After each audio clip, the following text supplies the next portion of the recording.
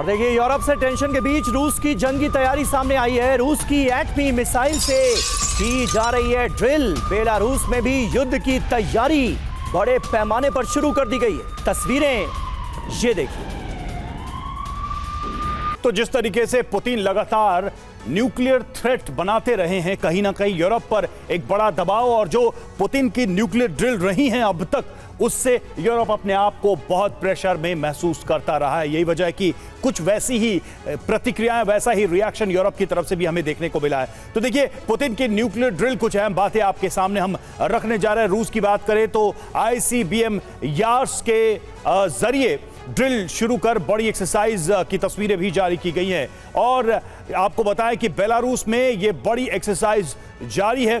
2 ठिकानों पर एटमी ड्रिल की गई है, जिसमें फाइटर जेट और ड्रोन को शामिल किया गया है। और ये दोनों देश इन्वॉल्व हैं। आप समझिए कि बेलारूस एक तरीके से पुतिन के लिए एक मंच बन गया है, जिससे वो पूरी दुनिया को, खासकर यूरोप को संदेश देते हैं। यार्स क्यों? यह जरा इसकी ताकत को समझिए। इसकी रेंज 12,000 किलोमीटर है।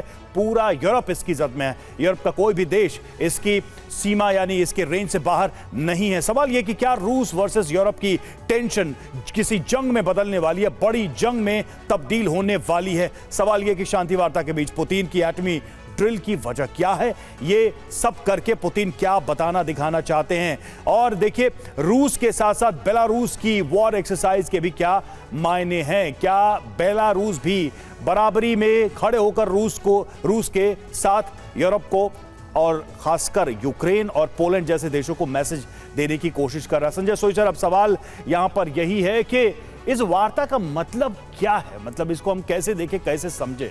इस वार्ता का मतलब क्या है? इसका अर्थ ही क्या रह गया जब ये सब कुछ चल रहा है जो पहले से ही चलता रहा?